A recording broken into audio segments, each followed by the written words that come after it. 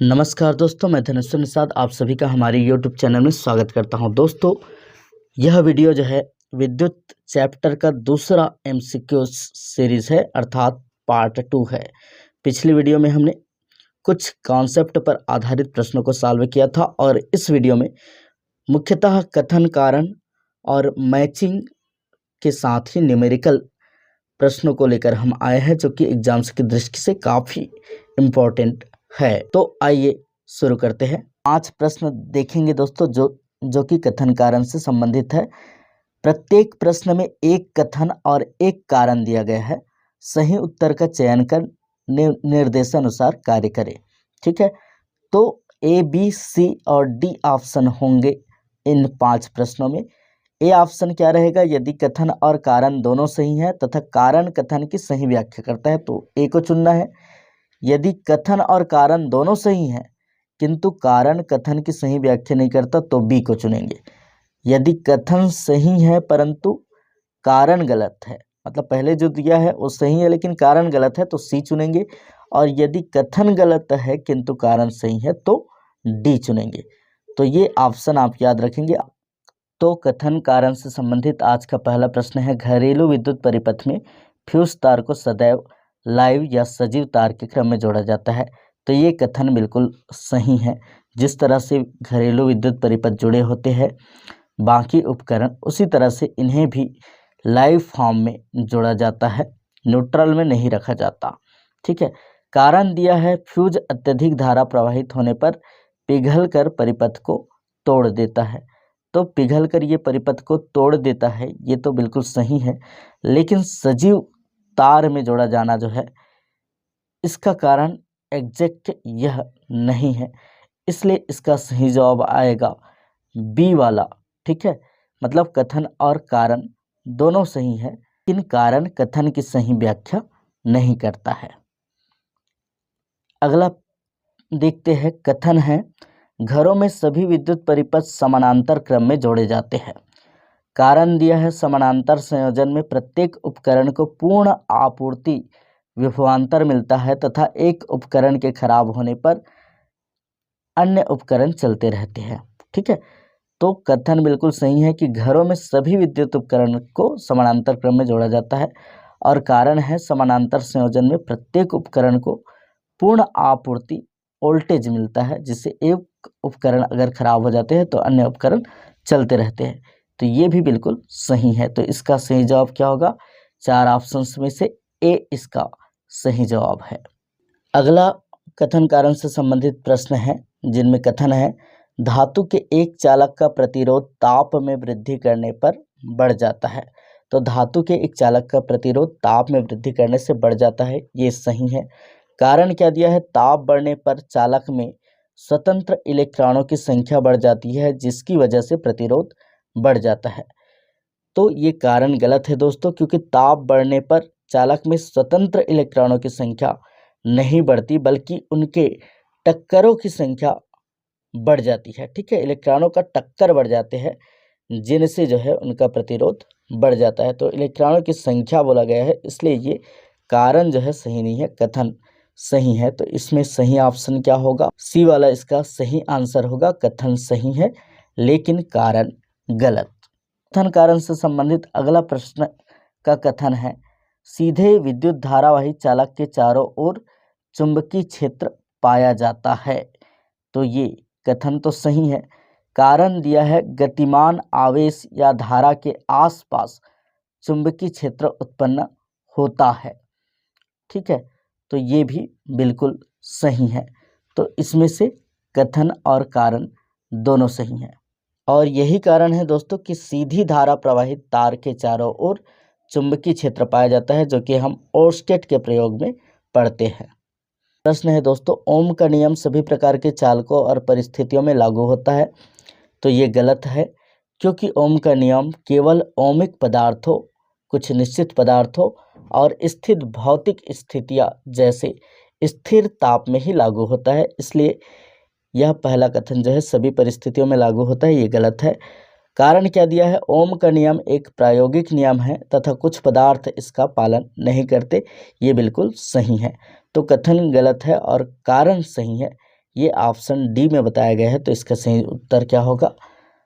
Option number D. ठीक है, अगला हम प्रश्न देखते हैं, वो मिलान से संबंधित है दोस्तों। कॉलम 1 और कॉलम 2 के तत्वों का सही मिलान करना है। तो देखिए, विद्युत धारा इससे संबंधित मात्रक कॉलम दूसरा में दिया गया है। तो विद्युत धारा का मात्रक क्या होता है? एम्पियर, तो सी आ रहा है। ठीक है, विद्युत आवेश का मात्रक क्या होता है? कूलाम होता है, तो बी में आ रहा है ए। ठीक है, विद्युत शक्ति का मात्रक होता है वाट, तो ये है डी। और विद्युत प्रतिरोधकता इसका मात्रक होता है ओम मीटर। तो इस हिसाब से देखें तो कौन सा ऑप्शन सही है? ऑप्शन नंबर ए इसका सही जवाब है। 22वें नंबर का प्रश्न देखते हैं दोस्तों। कॉलम 1 में कुछ वैज्ञानिक विद्युत विषयक नाम दिए गए हैं और कॉलम 2 में उनसे संबंधित नियम या आविष्कार दिए गए हैं जिनसे हमको मिलान करना है। तो सबसे पहले देखते हैं जॉर्ज ओम। तो ओम ने जो है ओम के नियम दिया है जिसमें विद्युत और धारा का संबंध बताया है। तो ए में आ गया सी वाला। ठीक है, ए में क्या चीज़ आ गया? सी वाला। और जूल ने क्या किया है? जूल ने विद्युत उष्मी प्रभाव का नियम दिया है। ठीक है, तो जेम्स जूल ने विद्युत उष्मी प्रभाव का नियम दिया है, तो डी वाला आ गया। इसके बाद ओस्टेड है। ठीक है, तो ओस्टेड ने विद्युत धारा का चुंबकीय प्रभाव दिया है, तो ये ए आ गया। और माइकल फैराडे इन्होंने विद्युत चुंबकीय प्रेरण का नियम दिया है, तो ये बी आ गया। तो इस मैचिंग के हिसाब से सही कुट वाला ऑप्शन है ऑप्शन नंबर बी। तो बी वाला जो है इसका सही जवाब है। 23वें नंबर का प्रश्न दिया है, इसमें भी इसी तरह से मिलान करना है। ठीक है, कॉलम 1 में कुछ उपकरण दिए हैं और कॉलम 2 में उनके कार्य करने के सिद्धांत या प्रभाव दिए हैं। काफी इंपॉर्टेंट प्रश्न है। विद्युत फ्यूज, तो विद्युत धारा का उसमें प्रभाव पर आधारित है विद्युत फ्यूज। विद्युत घंटी की बात करें तो ये विद्युत धारा का चुंबकीय प्रभाव पर आधारित उपकरण है विद्युत घंटी। और विद्युत मोटर की बात करें तो विद्युत धारा पर चुंबकीय बल पर आधारित है, यांत्रिक बल पर। और विद्युत जनरेटर विद्युत चुंबकीय प्रेरण पर आधारित है। तो इस तरह से सही कूट जो है कौन सा मिलता है दोस्तों? ए वाला मिलता है सही। ठीक है, तो इसका सही जवाब क्या होगा? ए। अगला प्रश्न है न्यूमेरिकल प्रश्न है। ठीक है, इन्हें देखते हैं हम। 12 वोल्ट बैटरी को 4 ओम और 8 ओम के दो प्रतिरोधों से श्रेणी क्रम में जोड़ा गया है। 4 ओम प्रतिरोध में 2 मिनट तक धारा प्रवाहित करने पर उत्पन्न कुल ऊष्मा होगी। की मात्रा ज्ञात करने के लिए एक सूत्र होता है दोस्तों, जूल के तापन नियम के अनुसार होता है H = I² RT। H = होता है I² R और T। तो सबसे पहले हम इसमें प्रवाहित होने वाली धारा का मान को ज्ञात करना पड़ेगा। ठीक है, तो धारा के मान को ज्ञात करने के लिए क्या करेंगे हम? V = होता है IR। ठीक है, V = क्या होता है? IR। तो हमको I का मान निकालना है, तो V को R से भाग दे देंगे, मतलब वोल्ट को प्रतिरोध से भाग दे देंगे। तो श्रेणी क्रम में जो है कुल प्रतिरोध निकाल लेते हैं। पहले 4 ओम और 8 ओम का प्रतिरोध जुड़ा है, तो कुल प्रतिरोध कितना हो जाएगा? 4 और 8 को जोड़ देंगे तो 12 ओम जो है कुल प्रतिरोध हो गया। ठीक है, कुल प्रतिरोध क्या हो गया? 12 ओम।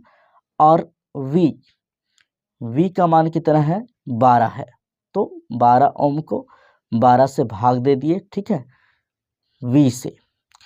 तो यहाँ पर किसका मान निकल गया? I का मान निकलेगा 12/12, मतलब धारा जो है 1 एम्पियर आएगा। अब जो है प्रश्न में पूछा क्या गया है? 4 ओम प्रतिरोध में 2 मिनट तक धारा प्रवाहित करने पर उत्पन्न कुल ऊष्मा। ठीक है, तो हम मान रख देंगे I के मान को। I का मान क्या हो गया? 1 हो गया, तो 1 का स्क्वायर। और प्रतिरोध तो दिया है 4 ओम, तो यहाँ पर रख देते हैं 4। और T मतलब समय, तो समय का ऐसा ही मात्रक लेना है 2 मिनट, मतलब 60 दूनी 120 सेकंड। तो 120 गुणित 4, और 1 का तो 1 ही आ जाएगा, तो 120 गुणित 4 करेंगे तो 12 चौक 48, मतलब 480। तो ऊष्मा का मात्रक क्या है? जूल। तो 480 जूल इसका सही आंसर होगा बी वाला।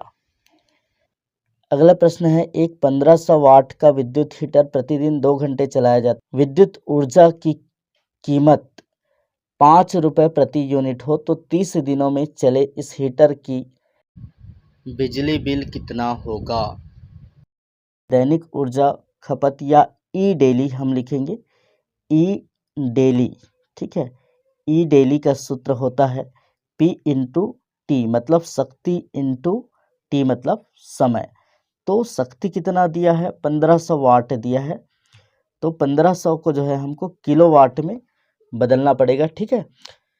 तो 1500 वाट मतलब 1.5 किलोवाट, क्योंकि 1000 वाट का 1 किलोवाट होता है, ठीक है। तो 1500 जो वाट दिया है प्रश्न में, इन्हें हम किलोवाट में बदले तो कितना आया, 1.5 किलोवाट। और टी का मान कितना है, 2 घंटे, ठीक है। तो 2, क्योंकि जो है यूनिट जब हम निकालते हैं तो किलोवाट घंटा में निकलता है, ठीक है। तो ये किलोवाट हो गया 1.5 और 2 हो गया घंटा, तो ये कितना आ जाएगा, 1.5 गुणित 2 करोगे तो 3 किलोवाट, ठीक है, किलोवाट घंटा या आवर बोल सकते हो, ये आया। अब ये तो एक दिन का हो गया और इसमें पूछा है 30 दिन का, तो पहले हम 30 दिन का खपत निकाल लेते हैं। तो 3 किलोवाट एक दिन का खपत आ रहा है, तो 30 दिन का खपत कितना आ जाएगा, 30 गुणित 3, तो 90 किलोवाट आ जाएगा, किलोवाट घंटा। 30 दिन का टोटल खपत कितना, 90 किलोवाट घंटा। अब जो है 1 किलोवाट घंटा मतलब 1 यूनिट का कीमत 5 रुपये है, तो हमको 90 यूनिट का कीमत पता करना है, तो 90 गुणित 5 कर देंगे, ठीक है। तो 9 पंचे 45 मतलब 450 रुपया, इसका सही जवाब आएगा बी।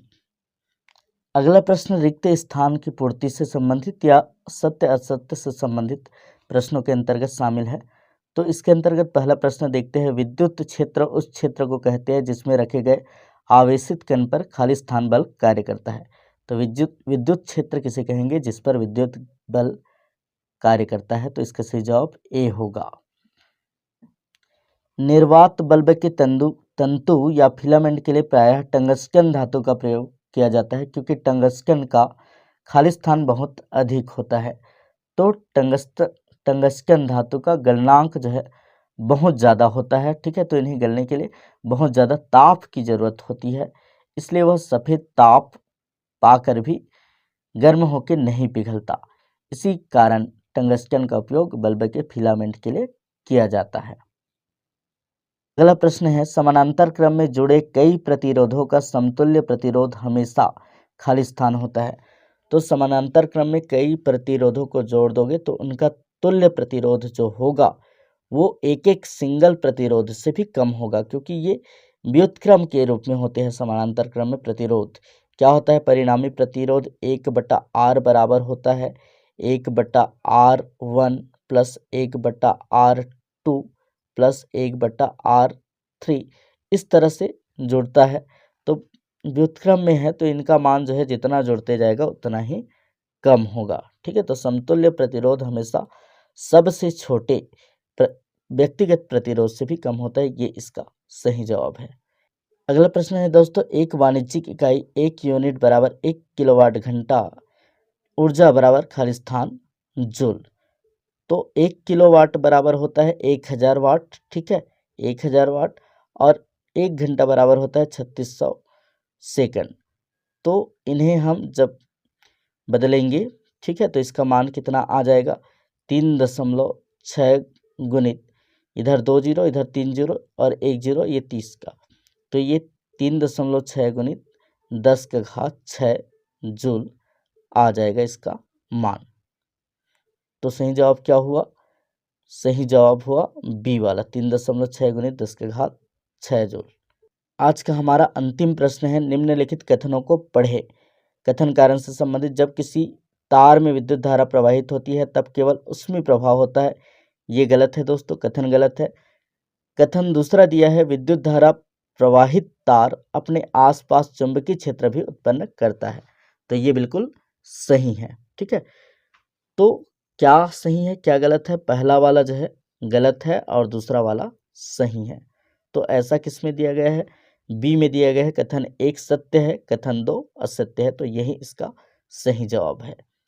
तो दोस्तों आज की इस वीडियो में हमने विद्युत चैप्टर के सेकंड पार्ट को कवर किया, जिसमें काफ़ी कठिन स्तर के सवाल है और इसी तरह के प्रश्न आएंगे जिसमें विभिन्न पैटर्न के प्रश्न शामिल है, कथन कारण और मैचिंग से संबंधित और सही गलत से संबंधित।